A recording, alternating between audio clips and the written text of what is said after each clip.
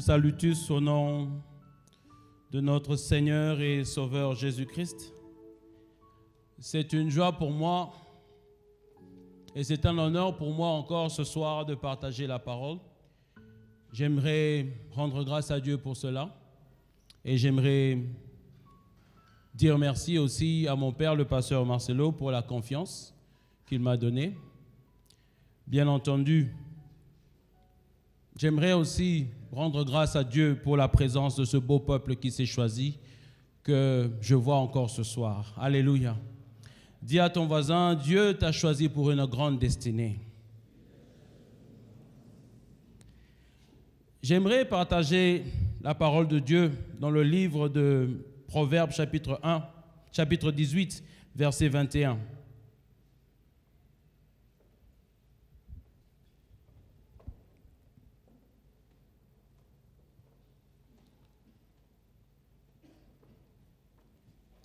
Nous allons lire la parole de Dieu dans le livre de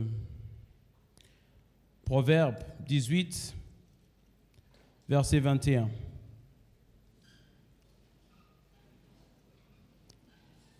La Bible dit, « La mort et la vie sont au pouvoir de la langue. Quiconque l'aime en mangera les fruits. » Alléluia. Vous pouvez vous asseoir.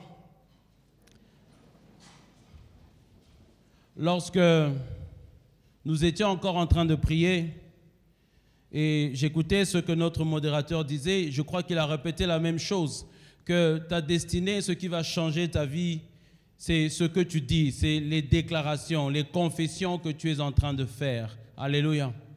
Ce soir, j'aimerais partager, j'aimerais enseigner sur une loi, sur un principe que l'on appelle la loi de la confession.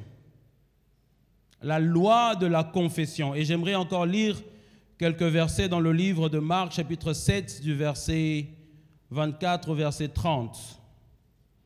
C'est l'histoire de la femme syrophénicienne qui a demandé à Jésus de guérir sa fille qui était possédée par un démon. J'aimerais lire pour vous Marc, chapitre 7,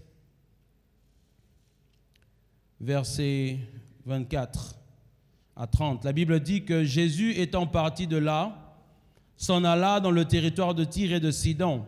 Il entra dans une maison désirant que personne ne le sût, mais il ne sut rester caché, car une femme dont la fille était possédée d'un esprit impur entendit parler de lui et vint se jeter à ses pieds. Cette femme était grecque, syrophénicienne d'origine. Elle le pria de chasser le démon hors de sa fille. Jésus lui dit, « Laisse d'abord les enfants se rassasier, car il n'est pas bien de prendre le pain des enfants et de le jeter aux petits chiens. » « Oui, Seigneur, lui dit-elle, mais les petits chiens sous la table mangent les miettes des enfants. » Alors il lui dit, « À cause de cette parole, va, le démon est sorti de ta fille. » Et quand elle rentra dans sa maison, elle trouva l'enfant couché sur le lit. Le démon était sorti. Amen. J'aimerais juste insister un peu sur le verset 29. Lorsque cette femme demande à Jésus de guérir sa fille ou de délivrer sa fille de ce démon, Jésus lui a dit, il n'est pas bien de donner le pain des enfants aux chiens. Et la femme répond disant que même les chiens mangent les miettes qui tombent sous la table des enfants. Jésus commence par dire, il est important ou il est impératif que les enfants d'abord soient rassasiés. J'aimerais te dire ceci. Il est dans la pensée de Dieu que tu sois rassasié de tout ce dont tu as besoin. Alléluia. Jésus n'a pas dit que les enfants mangent d'abord. Jésus a dit que les enfants soient rassasiés. Donc qu'ils mangent et qu'ils soient rassasiés. Puis il lui dit, il n'est pas bon de donner le pain des enfants aux chiens. Et la femme répond pour dire, même les chiens mangent les miettes qui tombent de la table des enfants. Et Jésus lui dit, à cause de cette parole, qu'est-ce qui va se passer?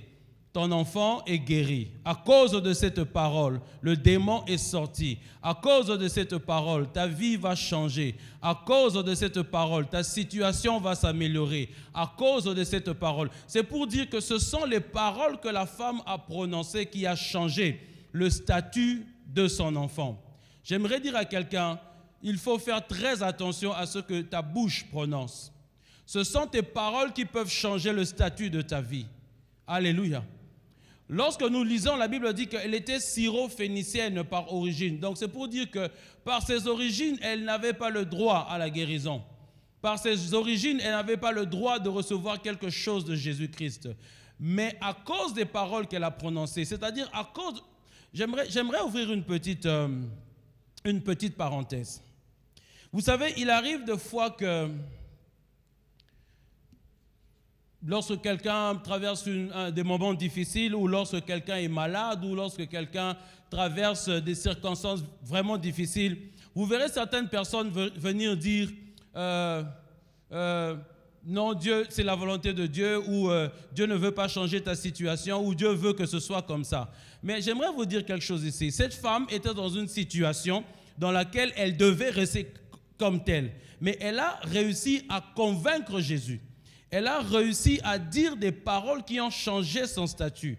Lorsque nous lisons la Bible, elle est claire. Elle dit qu'à cause de ces paroles, la situation de ta fille a changé. Amen. On lisait tantôt dans Proverbe 18, 21. Disons quoi? Disons que la vie et la mort sont au pouvoir de la langue.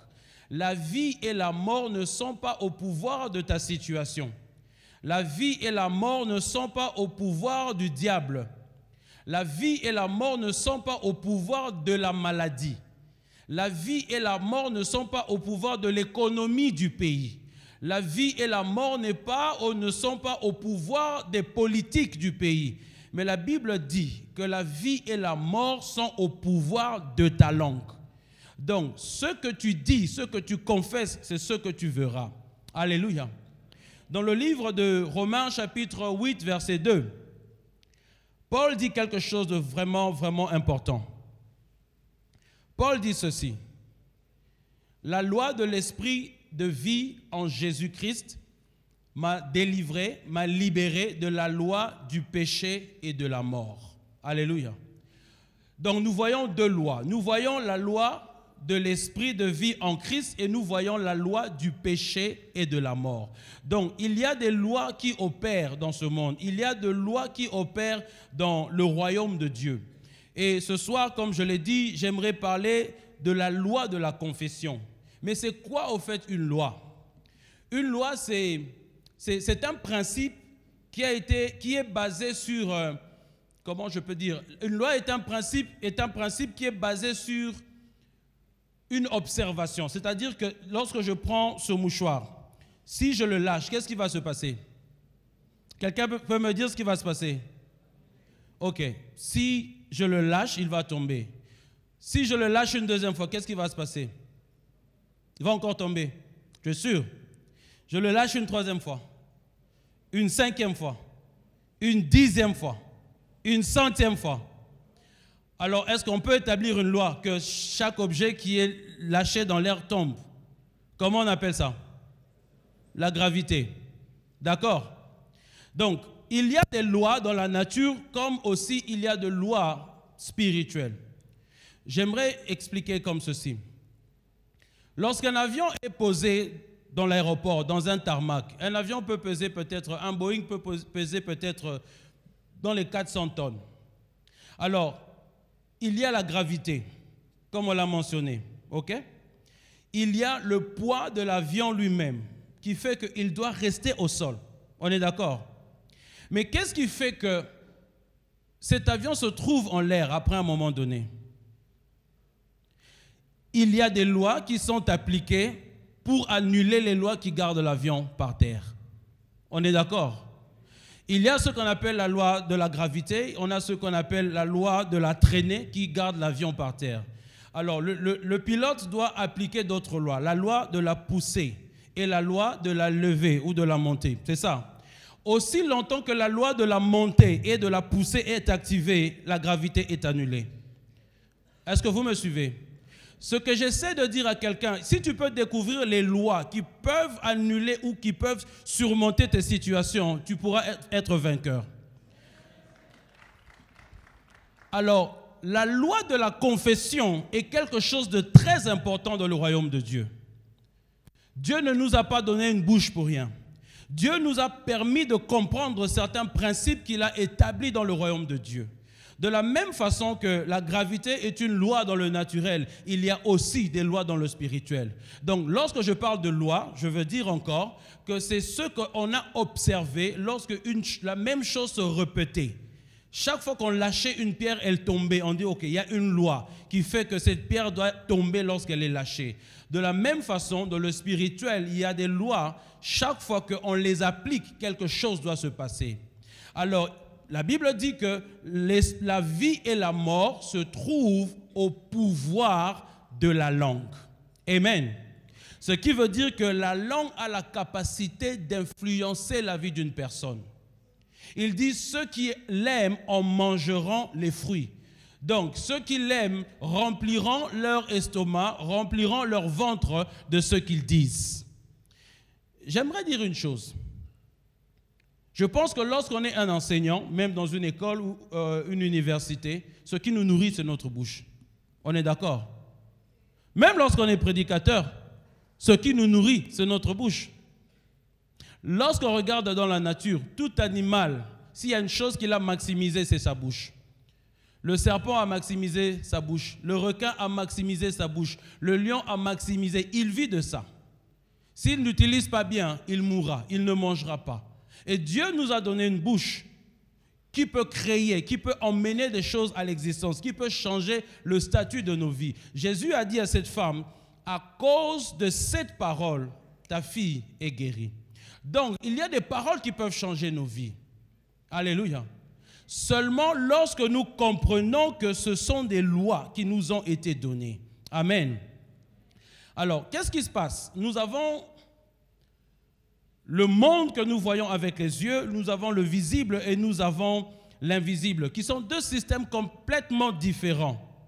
Mais vous remarquerez une chose au commencement, la terre était informe et vide, il n'y avait pratiquement rien, c'était un chaos. Dieu a commencé à parler. Dieu a commencé à emmener des choses à l'existence. Dieu a commencé à réparer ce qui devait être réparé. Est-ce que nous pouvons lire la Bible dans le livre de Genèse, chapitre 1, versets 1 à 3?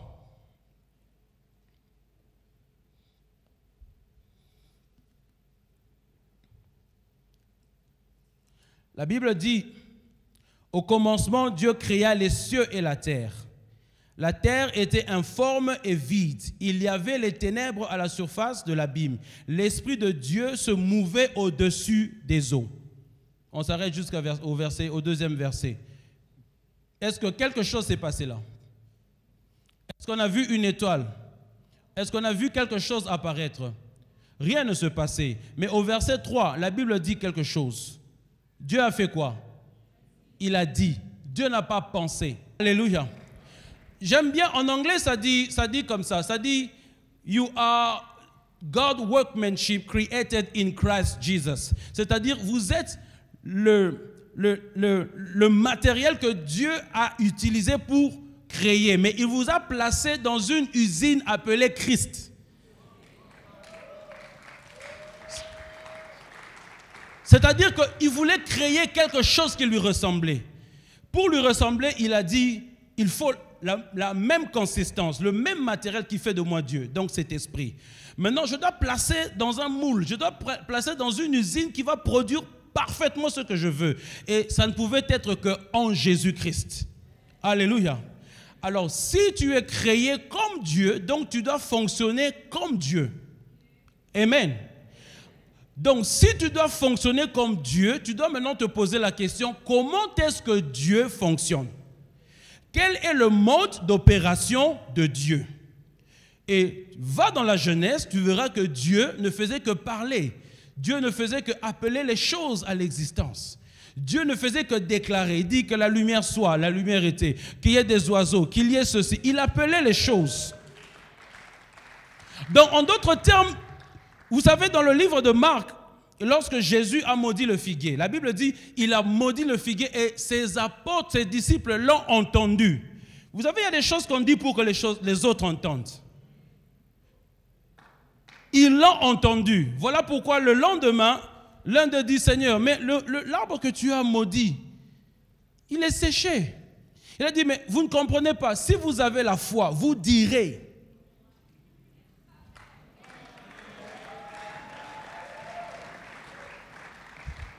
Notre Dieu est un Dieu de foi. Et si nous ressemblons à notre Père, nous devons parler comme notre Père. Amen. Souvent, les hommes disent ceci, il est le Dieu qui bouge les montagnes. Mais moi, je ne crois pas. Je crois qu'il est le Dieu des hommes qui bougent les montagnes. Parce qu'il dit dans Matthieu 17, si tu as la foi, Matthieu 17, 20, si tu as la foi, tu diras à la montagne, jette-toi dans la mer. Pas moi Dieu, je dirai à la montagne. Toi, tu diras à la montagne et la montagne va se jeter. Donc, il est le Dieu des hommes qui bouge les montagnes. Donc, ne demande pas à Dieu de faire quelque chose que Dieu t'a demandé de faire.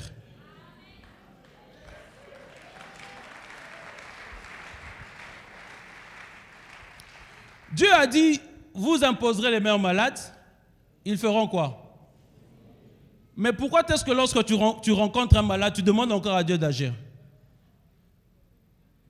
Il a dit, allez prêcher, allez ressusciter, allez purifier et allez faire quoi? Chasser les démons. C'est ce qu'il a dit, non? On prêche seulement. Le reste, là, on laisse à Dieu. C'est pas ce qu'on fait. Ok, parlons de la confession. Amen. Donc, le Dieu que nous servons est le Dieu qui a utilisé sa parole pour créer toutes choses. J'aime bien ce qu'il dit dans Hébreu. Dans Hébreu, chapitre 1, verset 3, parle de Jésus. Il était l'image de la gloire de Dieu, l'expression du Père. Ok? Et il dit, j'aimerais bien lire ça parce que ça ne vient pas en français. On va lire Hébreu, chapitre 1, verset 3.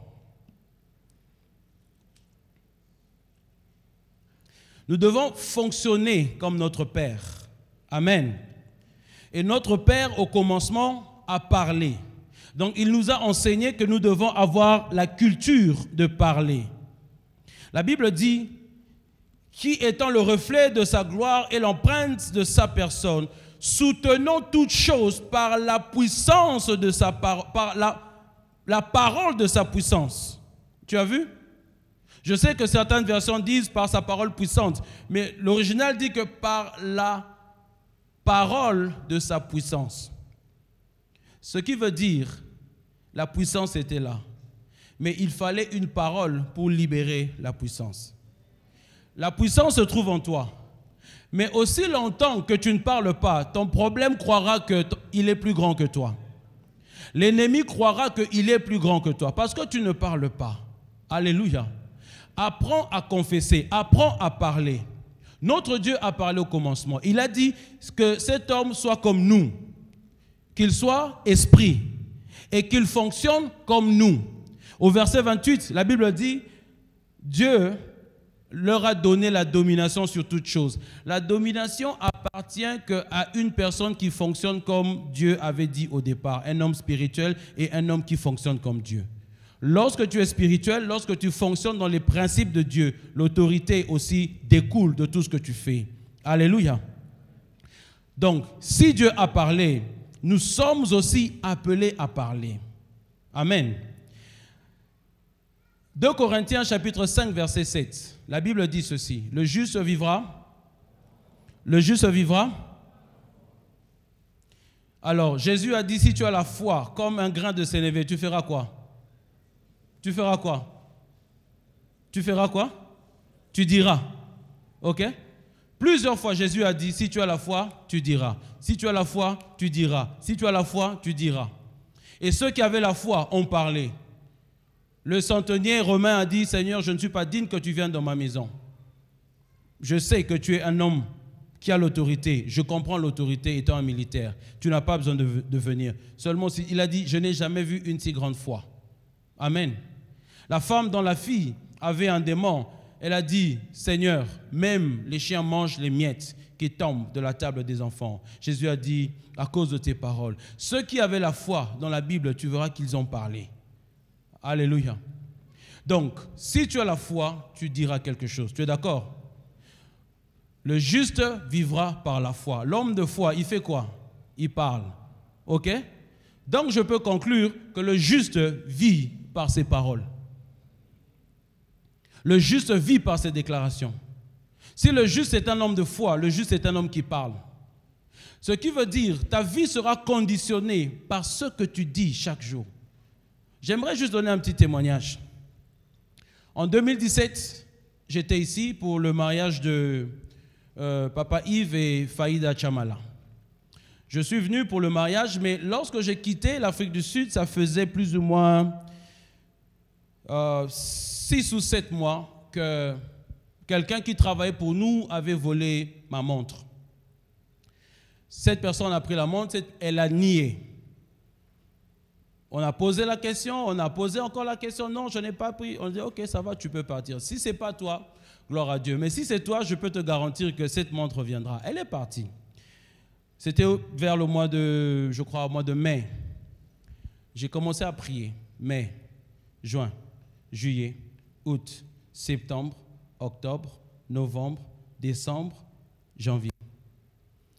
La montre n'était toujours pas revenue. Mais chaque jour, je déclarais. Je disais, ma montre reviendra.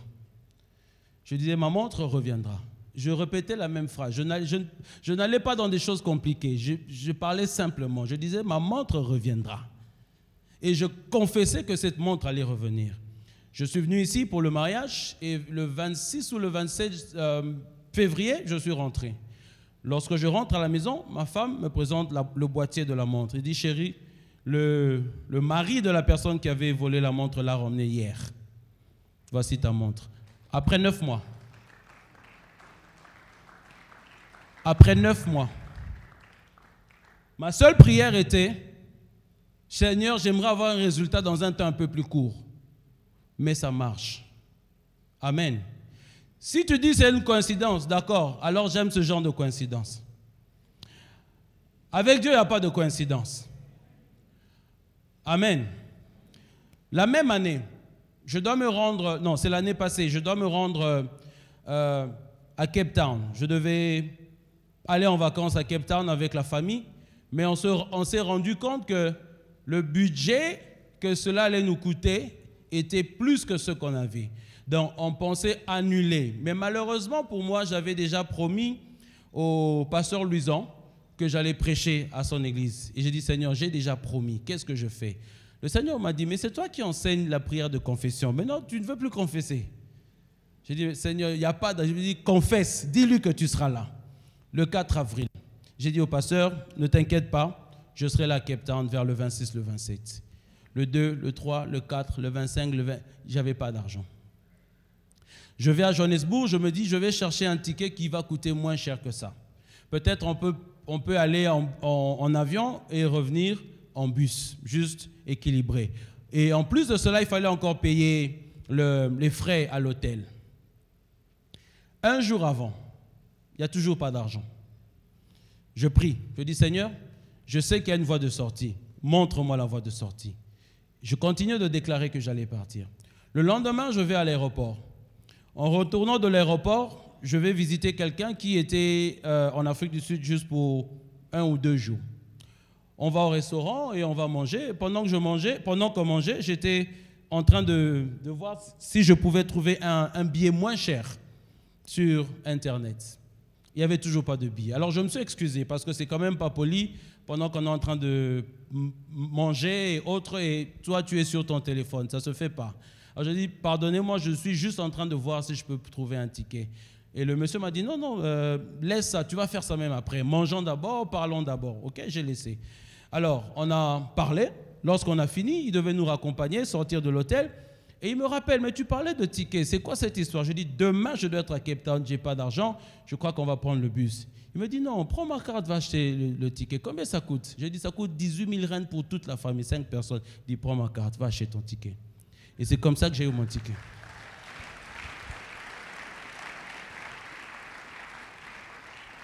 Alléluia. C'est une coïncidence. Moi, j'aime ces coïncidences. Une autre coïncidence. Un bon matin, dans les petites heures du matin, 2 heures, une maman de l'église appelle ma femme pour lui dire « Ma fille a été kidnappée ». Pendant qu'elle était à l'église dimanche, elle a laissé sa fille à la maison avec sa maman pendant que les enfants jouaient dehors dans ce qu'on appelle chez nous les townships. Je ne sais pas comment on appelle ça en français, le ghetto. Oui, mais c'est une Sud-Afrique. Alors, l'enfant a été enlevé. Ils ont cherché l'enfant. Depuis ce temps où elle était à l'église, après le culte, ils ont cherché, l'enfant était parti. À 2 heures, elle appelle, elle dit « Maman, pendant que j'étais à l'église à 11 heures, l'enfant était pris. » On a cherché, on ne sait pas. Les enfants qui jouaient avec le bébé ont vu 2 grandes dames prendre l'enfant et partir, mais on ne sait pas c'est qui. Ma femme lui a simplement dit, ils ont pris le mauvais enfant. Ils ont pris le mauvais enfant. Ils vont ramener ton enfant. Mais moi, je dormais. Je n'ai pas très bien suivi ce qui se passait.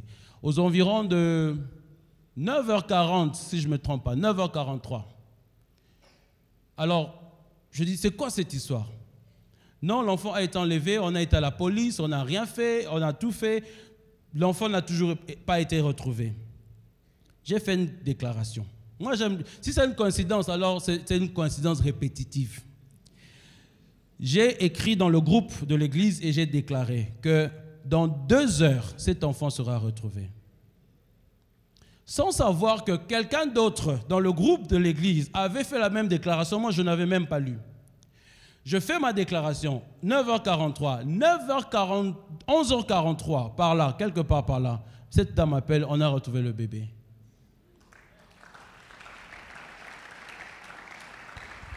Alors, si c'est une coïncidence, je peux vous raconter des milliers de coïncidences. Mais j'ai simplement compris, après plusieurs essais et observations, j'ai conclu que c'est une loi. La loi de la confession. Alors, apprenons à confesser ce que nous voulons voir. Apprenons à ne jamais dire ce qu'on ne veut pas voir. Alléluia. Hé, maman Nakroufi, tu vas mourir. Il a donné le verset. Nombre 14, 28. Aussi vrai que je suis l'Éternel Dieu, aussi vrai que je vis. Ce que moi j'entends dire à mes oreilles, c'est ce que je ferai. Ce que Dieu t'entend dire, c'est ce que Dieu va faire. Parce que lorsque tu dis quelque chose, tu libères dans l'atmosphère des puissances, des forces qui vont... Je vais mettre ça différemment. Lorsque Dieu a créé l'eau, Dieu n'est pas allé dans un laboratoire pour isoler 2 atomes d'hydrogène et 1 atome d'oxygène. Non. Dieu a dit, je veux de l'eau. Ce sont les atomes d'oxygène et d'hydrogène qui commençaient à se chercher parce que Dieu a parlé. C'est pour dire quoi? Toi, parle seulement. Laisse les circonstances s'orchestrer pour emmener ce que tu veux. Si cette personne devait voyager depuis Kinshasa jusqu'à Johannesburg pour 2 jours et seulement m'acheter un ticket de 18 000 rand et puis rentrer, c'est Dieu. Donc, dis seulement ce que tu dois dire et laisse les choses dans le spirituel, laisse ce que Dieu a établi emmener à l'existence. La Bible dit, il appelle à l'existence des choses qui ne sont pas comme si elles étaient. Ça, c'est la nature de ton Dieu. Ce Dieu qui a dit, fonctionne comme moi. Donc, toi aussi, Dieu t'appelle à appeler des choses à être comme si elles étaient pendant que tu ne les vois pas. Ça ne te coûte rien. Alléluia. Ça ne te coûte rien. C'est une loi, c'est un principe. Tout ce que tu as à faire, c'est seulement de l'établir. Nous sommes des fils de Dieu. Nous avons la semence de Dieu. Nous avons la nature de Dieu. Donc, nous devons fonctionner comme notre Père. Et notre Père, chaque fois qu'il y avait un problème, il disait simplement que la lumière soit. Chaque fois qu'il y avait une situation, il disait simplement que telle chose existe. Et les choses existaient. Alléluia. Toi, tout ce que tu as à faire, c'est de croire. J'aimerais dire à quelqu'un ce soir, tes paroles ne sont pas seulement que du bruit. Tes paroles de foi deviennent esprit aussi parce que tu es esprit. Alléluia. Tes paroles ne sont pas du bruit. Je parle, je produis un son, mais il y a plus qu'un son. Alléluia. Lorsque je confesse, lorsque je fais une déclaration, vous entendez un son, mais c'est plus qu'un son. Ok. J'aimerais donner une illustration. Mon frère ici, imagine-toi que Tu vois un monsieur armé, grand, sombre, en tenue militaire, et dit « Petit Narbomao ». Qu'est-ce qui va se passer en toi? Tu trembles, non? Mais personne, est-ce que quelque chose est en train? On n'a rien vu, c'est des paroles. Comment est-ce que tu trembles? C'est juste des paroles. Parce que ces paroles sont en train de porter quelque chose. Et lorsque ces choses entrent en toi, elles ont un effet en toi. Lorsque tu parles dans le spirituel, il y a aussi un effet, même si tu ne vois pas. Ce n'est pas seulement des sons. Alléluia. Et ça, ce n'est pas donné aux pasteurs, ce n'est pas donné aux apôtres, ce n'est pas donné aux prophètes des nations ou aux prophètes qui voient les numéros de téléphone des gens. C'est donné à tout enfant de Dieu. La vie et la mort au pouvoir de la langue, de tout enfant de Dieu qui croit. Imagine un peu, on t'arrête, toi et moi.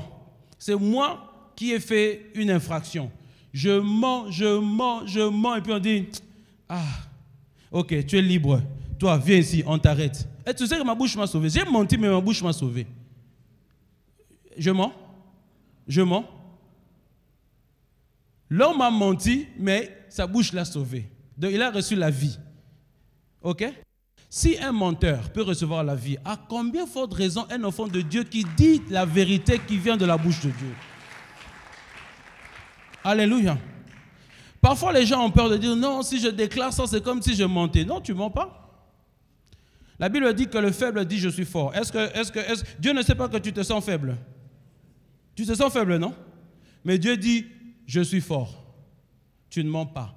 Parce que c'est Dieu qui t'a dit de dire que tu es fort. Aussi vrai que c'est la parole de Dieu et que la parole de Dieu est vérité. Donc, tu ne peux pas mentir.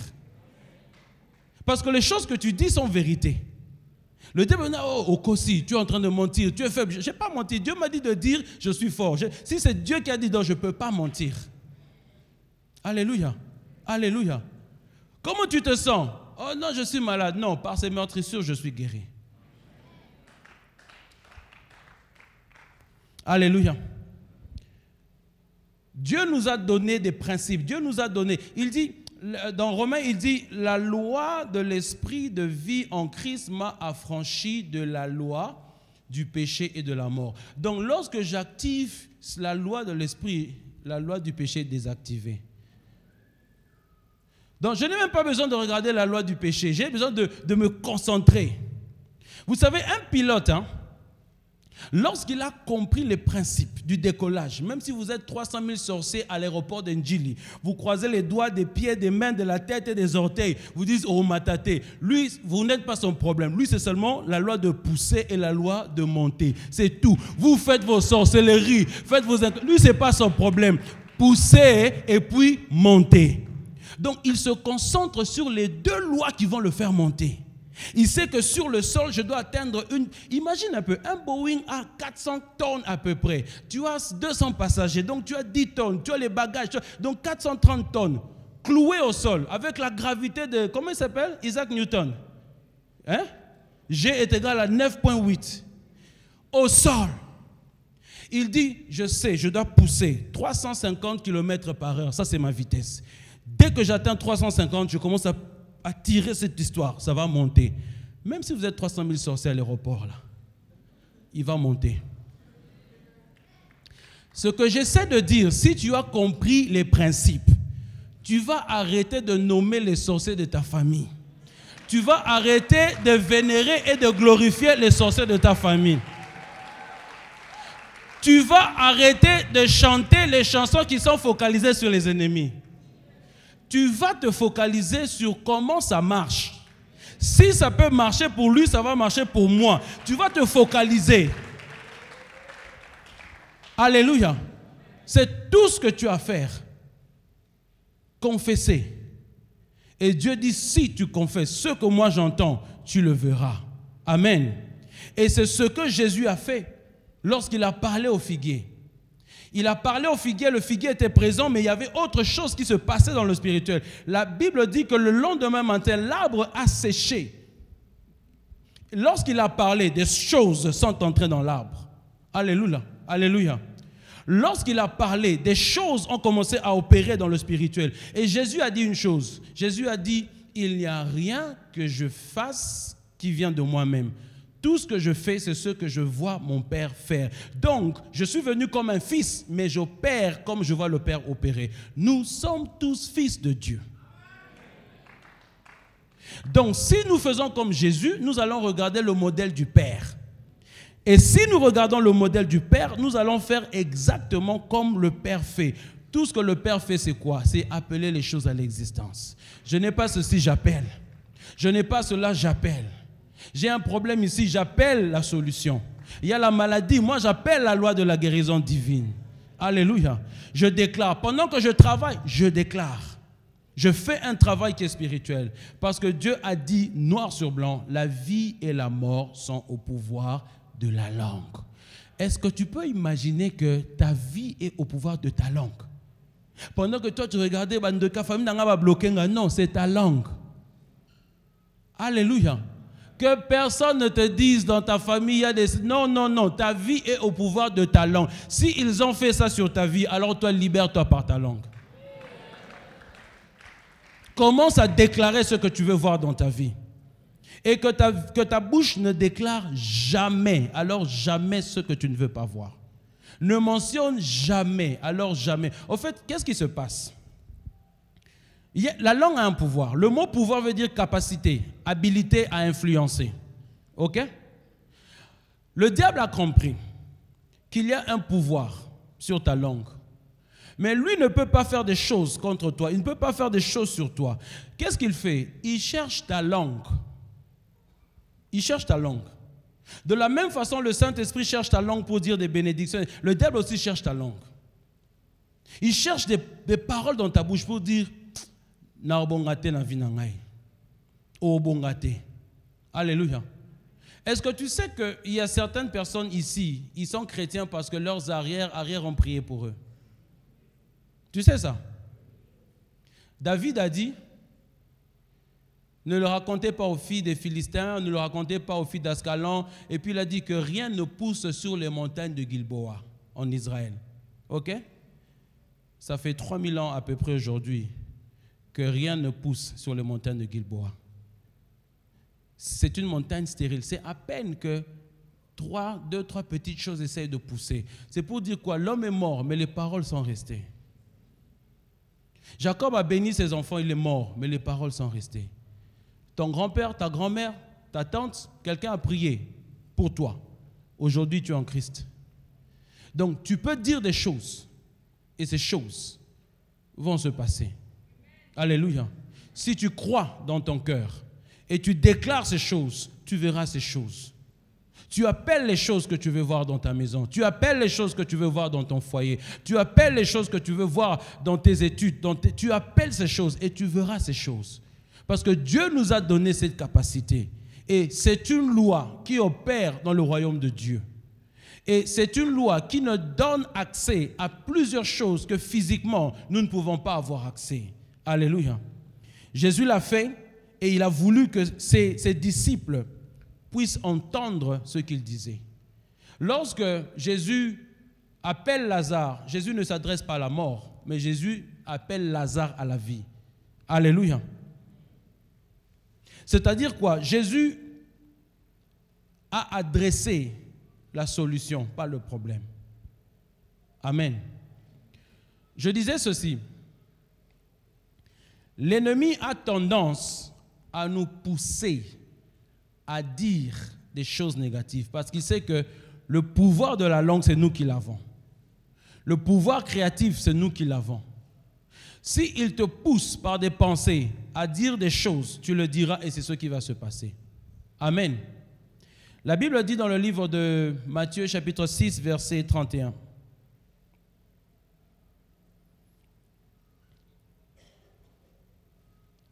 Jésus dit, ne vous inquiétez pas et ne dites pas. Amen. Ne vous inquiétez pas et ne dites pas. La version King James dit, n'acceptez pas et ne prenez pas une pensée en disant, que mangerions-nous? de quoi serons-nous vêtus? C'est pour dire quoi? Lorsque tu acceptes une pensée, qu'elle soit positive, qu'elle soit négative, lorsque tu acceptes une pensée, la plupart du temps, tu vas dire ce à quoi tu penses. Amen. Lorsque tu refuses une pensée, tu ne le diras pas. Tu es d'accord avec moi? Lorsque tu refuses la pensée, tu ne vas même pas dire ça. Mais lorsque tu acceptes la pensée, tu vas le dire. Il y a 3 mois, au mois de décembre, nous sommes allés en famille dans un parc. Et on a pris un bus parce que c'était un parc animalier, pas un zoo, mais un parc, donc vous êtes dans la nature. Alors, on était dans le bus, c'est un bus ouvert, donc s'il y a un animal qui voulait entrer là, il allait entrer facilement. Alors, on est tous dans le bus, avec tout le monde avec des pensées et des questions. Moi-même, dans mon cœur, je dis, s'il y a un lion, parce qu'on cherchait les lions. Mais dans mon cœur, je dis, si un lion vient ici, il monte, je ne vois pas une arme, je ne vois rien. Si un lion... Et je me battais avec cette pensée, je dis, non, je refuse ces pensées, je refuse ces pensées.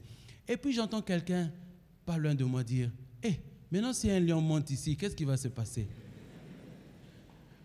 Alors je me dis, elle a pris la pensée. Tu comprends ce que je veux dire? Lorsque tu acceptes une pensée, tu la dis toujours. Lorsque tu prends... Jésus a dit, ne prenez pas ces pensées en disant. Donc la preuve que tu as pris la pensée, c'est tu diras ça. Lorsque tu ne prends pas une pensée, tu ne dis pas. Qu'est-ce que j'essaie de dire? Le diable cherche ta langue. Il sait que ta langue a un pouvoir. Alors, il te pousse, il te bouscule avec des pensées. Il met beaucoup de pensées dans ta tête. La pensée que tu vas accepter, c'est la pensée que tu vas dire. Amen. Je vais vous donner encore un exemple. C'était un long voyage, on revenait tous de Durban. On conduisait, toute la famille dans la voiture. Et pendant 3 heures, c'est 5 heures de route. Pendant 3 heures, le diable me disait, si tu fais un accident, qui tu vas appeler? Si tu fais un accident, qui tu vas appeler? Pendant 3 heures. Ce sont des attaques démoniaques qu'on appelle suggestion. Ok? Il te suggère. Tu vas croire que c'est toi, ce n'est pas toi, parce que toi, tu ne peux pas penser comme ça. C'est le diable. Il te suggère. C'est une attaque. Ça s'appelle suggestion. Alors, il me suggérait. Si tu fais un accident, qui vas-tu appeler? Pendant 3 heures, je résistais. Après 3 heures, j'ai dit, je vais appeler Junior. 15 minutes après, on a eu un accident. Je ne connaissais pas encore ces principes. Effectivement, j'ai appelé Junior. Junior est venu. On a essayé de fixer. Et puis, on partait, mais lentement parce que le véhicule était endommagé. Et puis, il revient. Il me dit, si quelque chose de grave se passe ici, lequel de tes 2 fils voudras-tu accepter de perdre? Alors là, j'ai compris que c'est le diable. J'ai commencé à prier en langue. Je prie en langue, je prie en langue, je prie en langue, je prie en langue. Et pendant que je prie en langue, le Saint-Esprit m'a dit, ta roue arrière est en train de brûler. Et mon fils dormait juste sur la banquette arrière. Donc, le feu allait prendre le réservoir. Peut-être j'allais jamais avoir le temps de sortir du véhicule que l'enfant allait être brûlé. J'ai parqué, je suis descendu, le pneu brûlé. J'ai pris une bouteille d'eau et on a versé, on a laissé la voiture. Il m'a dit, comment tu sais que le pneu brûlait? J'ai dit, le Saint-Esprit m'a dit.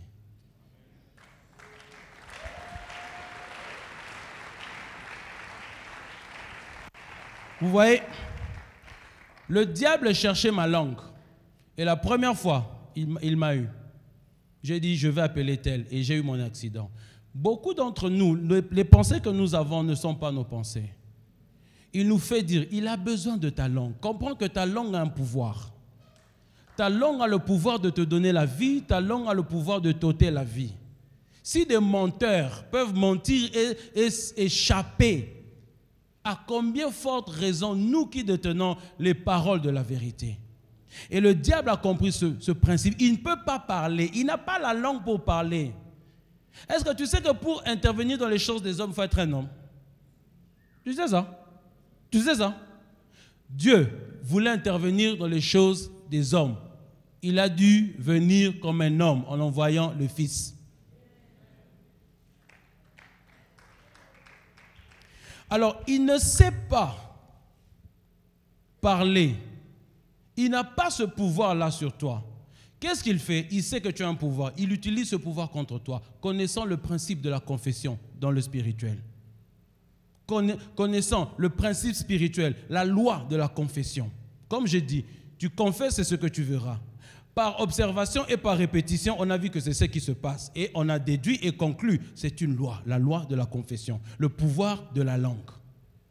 Nos langues ont la capacité de générer. Alléluia. Donc, si moi et toi, nous comprenons les principes de la confession, on pourra quitter les gravités qui sont en train de nous garder au sol. On pourra décoller, on pourra faire décoller nos vies. Et j'aimerais dire à un parent ce soir, ne parle pas à tes enfants, parle sur tes enfants. Déclare des choses sur eux chaque matin quand tu te réveilles. Dis des choses sur tes enfants, dis des choses. Fais des déclarations chaque jour, ne te fatigue jamais. Parce que tu les verras un jour s'accomplir. C'est vrai, prends le temps de parler avec eux, mais surtout, même quand ils dorment dans leur chambre, tu entres, tu commences à parler sur leur vie, à faire des déclarations. Même si tu n'es pas parent, tu peux parler sur ta vie, tu peux parler pour ton fiancé, tu peux parler pour ton mariage, tu peux parler sur toutes choses. Parle sur ton entreprise, parle sur ton business, parle sur ta compagnie, parle sur ton pays, parle sur toutes choses parce que Dieu a mis un pouvoir sur la langue. Et lorsque Jésus parlait, la Bible dit, les disciples l'ont entendu. Donc, ils voulaient qu'ils puissent l'entendre. Et là, il est rentré pour leur dire, si vous avez la foi, vous allez dire. Parce que le problème, les gens croient, mais très peu de gens parlent. Et pour moi, il est difficile de croire sans parler. Parce que lorsque tu crois, tu parleras. Amen. Si vraiment tu crois, tu parleras. Jésus a dit, si tu as la foi comme un grain de sénévé, comme un grain de moutarde, tu diras à la montagne. Donc, l'homme qui a la foi dit toujours. Si tu as la foi, tu diras. Bon, on va prendre un exemple. J'ai la foi. C'est ça la montagne. OK? Ce pilier, c'est la montagne. J'ai la foi que ça peut bouger. OK? Je viens devant la montagne.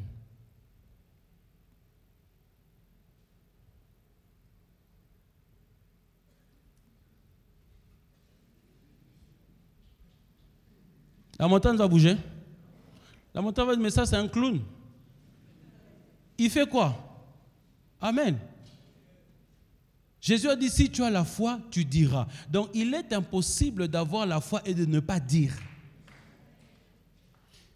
Si tu as la foi, tu diras. Dieu a vu l'obscurité. Dieu n'a pas réfléchi. Oh, lumière, si la lumière pouvait être. Dieu a dit que la lumière soit. Alléluia. Et la lumière a existé. Vous savez que le son peut créer la lumière? Vous savez ça? En science, on appelle ça la sonoluminescence. Créer la lumière par un son. Amen. Oui, quand Dieu a dit que la lumière soit, il n'y avait pas de soleil. Alléluia. J'aimerais juste dire à quelqu'un, lorsque tu parles, c'est à Dieu d'emmener les choses. Ce n'est pas comme tu es en train de réfléchir toujours. C'est à Dieu de faire les choses. Toi, déclare et laisse Dieu faire les choses de la façon dont il aimerait les faire. Alléluia. Lorsque tu crées, tu dois faire quoi? Tu dois parler. Que la lumière soit. Dieu a parlé.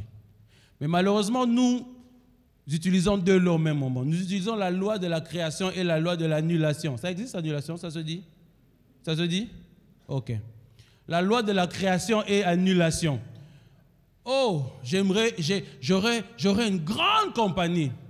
Mais, j'ai pas d'argent. Tu as créé, immédiatement tu as fait quoi? Tu as annulé. Et c'est ce qu'on fait très souvent. Donc, ce que j'aimerais dire à quelqu'un ce soir, veille sur tes paroles. Veille sur tout ce que tu dis. Parfois, tu crées ton futur. Et puis, juste 2 minutes après, tu parles du Congo. Ah, le Congo, non, c'est un beau pays. Il y a des riz du Nord. Non, le Congo a des ressources. Après, Congo, on est bon matin. Donc, tu as créé. Après avoir créé, tu fais quoi? Nous devons avoir la culture de dire ce que Dieu dit. Nous devons avoir la culture de faire un bon rapport. Dans le livre de Nombre 14, la Bible dit, ils sont rentrés, 10 ont fait un mauvais rapport. Vous savez? Qu'est-ce qu'ils ont dit?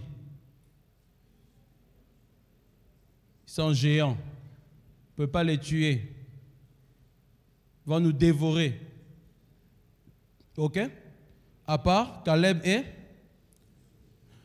Bon. Qu'est-ce qui dit que c'est un mauvais rapport? Qu'est-ce qui fait de ce rapport un mauvais rapport? Qu'est-ce qui fait que ce rapport est un mauvais rapport? Parce que ça n'allait pas de pair avec la promesse de Dieu. Donc, tout ce que tu dis qui ne va pas de pair avec la promesse de Dieu est un mauvais rapport. Alléluia. Voilà, Paul a dit que tout homme soit menteur et que seul Dieu soit vrai. Lorsque ton médecin te dit c'est incurable, c'est un mauvais rapport.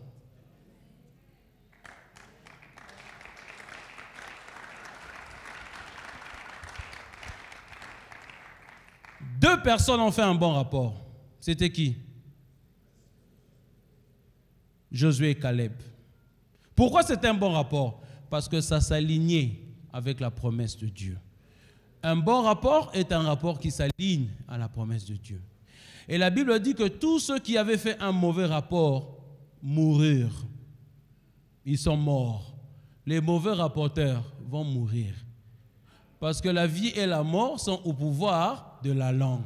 Lorsqu'ils ont fait le rapport, Dieu a dit, des dieux aussi ont parlé. S'ils sont comme moi, c'est des dieux. Donc ils ont parlé, ils ont déjà dit ce qui va leur arriver. Qui suis-je pour changer? Ce que j'entends, je le ferai. De l'autre côté, Josué et Caleb ont dit, nous pouvons les tuer. Ce que vous avez dit, j'ai entendu que cela arrive sur vos vies. Tout ce que tu diras, Dieu entendra et Dieu va activer. Alors, tu ne peux pas faire un mauvais rapport et espérer que Dieu va t'aider. C'est une violation à la loi de la confession. Tu parles négatif dans ton cœur, mais tu es en train d'espérer que ça va marcher. Non, ça ne va pas marcher parce que la loi de la confession dit que tout ce que tu dis, c'est ce que tu actives. Maintenant, tu actives le négatif, tu veux que Dieu emmène le positif. C'est une violation à la loi. Alléluia. Et les lois, la joie avec les lois, c'est quoi? Les lois sont les lois. C'est-à-dire que tout ce que la loi dit, c'est ce qui se passera. Alors, si la loi de la confession est vraie, tout ce que je confesse, je le verrai, aussi longtemps que je crois. Alléluia. Dans Marc chapitre 5, verset 28, la femme avec la perte de sang. La Bible dit, elle se disait. Elle se disait. Je ne sais pas si tu vois ça dans ta Bible. Elle se disait. En d'autres termes, elle disait dans son cœur. La Bible ne dit pas elle a dit, elle se disait. Il y a une différence, on est d'accord? Elle a dit. Elle a dit ça une fois et puis c'est fini, d'accord? Elle se disait, ça dit que c'était répétitif. On est d'accord? Donc, elle se répétait. Si je peux le toucher, je serai guéri. Si je peux. Elle se disait, elle se disait, elle se disait, elle se disait. Ce que tu te dis, c'est ce qui arrivera. Voilà pourquoi Job a dit ce que je crains, c'est ce qui m'arrive. Alléluia. Qu'est-ce que tu dis? Et j'aimerais te dire ceci. Ce qui est important, ce n'est pas ce que Dieu dit, c'est ce que toi tu dis. Alléluia. Ce qui est important, c'est ce que toi tu dis, pas ce que Dieu dit. Dieu a dit tu es béni, mais toi tu dis que je suis le plus court de ma famille. Ma famille est la plus petite en Israël, de mon clan. Et mon clan est le plus petit de toutes les tribus d'Israël. Donc, minorité, minorité, minorité, minorité. Dieu t'appelle vaillant héros. Toi, tu t'appelles petit peureux. Ce qui va t'arriver, ce n'est pas vaillant héros, c'est petit peureux. Alléluia. Dieu te donne un nom pour que tu t'appelles par le nom que Dieu t'a donné, pour que ce soit une confession pour toi. Ok? Le monsieur n'a pas d'enfant, mais Dieu lui dit, change ta confession. Je dis, Seigneur, qu'est-ce que je veux confesser? Chaque fois que des gens te demandent, comment tu t'appelles? Dis, je m'appelle Père d'une nation. Donc, la confession d'Abraham avait changé. Chaque fois qu'Abraham rencontrait quelqu'un, comment tu t'appelles, monsieur? C'est quoi votre nom? Père d'une nation. Mais vous n'avez même pas un enfant, je suis père d'une nation. Donc, chaque fois qu'il se présentait, Abraham confessait quelque chose. Donc, s'il s'est présenté 1 million de fois à des gens, donc il a confessé 1 million de fois. Voilà pourquoi la Bible dit dans Hébreux 10, verset 23, gardez avec fermeté, quoi? La profession de votre espérance. Le mot professer, c'est déclarer, c'est dire. Donc, si tu gardes la profession, tu deviens un professionnel de la déclaration. On commence à t'appeler Djogo. Alléluia. C'est quoi ta profession? Moi, ma profession, c'est de parler seulement. C'est de parler des bonnes choses. C'est de dire ce que Dieu a dit. Et tu vas expérimenter ces choses. Alléluia. Mais comment maintenant confesser? Je m'arrête là. Tu dois avoir un bon dépôt dans ton cœur. Un bon quoi? Dépôt. Pas un dépôt de bière, un dépôt de parole de Dieu. Alléluia. Jésus a dit dans Matthieu 12, 34, 35, 36 par là, que c'est du trésor de votre cœur que votre bouche parle. Alors, qu'est-ce qui est déposé dans ton cœur? C'est ce que ta bouche va dire. Donc, tu dois remplir ton cœur des choses que le Seigneur dit. Tu dois remplir ton cœur des promesses que le Seigneur a faites pour ta vie. Tu dois remplir ton cœur des paroles de Dieu. Et lorsqu'il y aura une situation, c'est la seule chose que tu continueras de dire. Alléluia. C'est la seule chose. Donc, il faut que ta langue soit une langue qui dit des choses positives. Si tu regardes dans le livre de Jacques, chapitre 3, 1, 6, la Bible parle de la langue. Et quelquefois, même Jacques dit que cette langue-là, c'est comme un feu de l'enfer. Tu as déjà vu ça? Mais Dieu merci, le jour de la Pentecôte, il y a des langues de feu qui sont venues d'au-dessus, qui se sont posées. Donc, nos langues peuvent dire aussi autre chose, peuvent donner la vie. Alléluia. Et c'est comme ça que tu seras capable de changer ton futur, de changer, au fait, je dirais même de tailler ta destinée. Parce que le Seigneur a dit, toute parole que j'ai envoyée ne revient pas à moi sans avoir accompli ce pourquoi elle a été libérée. Alléluia. Et Dieu dit au verset 11 d'Ésaïe 55 que ma parole va prospérer. Il n'a pas dit vous allez prospérer. Dans le King James en anglais, il dit la parole va prospérer. Donc la parole en moi va prospérer. Si la parole en moi prospère, qu'est-ce qui se passe en moi? Je prospère. Alléluia. Je prie le Seigneur qui change les déclarations de ta bouche à dater de ce jour. J'aimerais que nous puissions prier pour quelques secondes. J'aimerais que tu puisses dire au Seigneur qu'il t'aide à changer tes confessions. S'il y a des paroles que tu avais dites qui n'allaient pas de pair avec ce que l'Éternel a dit, tu vas annuler ces confessions. David a dit, je ne mourrai pas, mais je vivrai. Et je raconterai les bontés de l'Éternel. Si tu es malade, commence à déclarer la vie.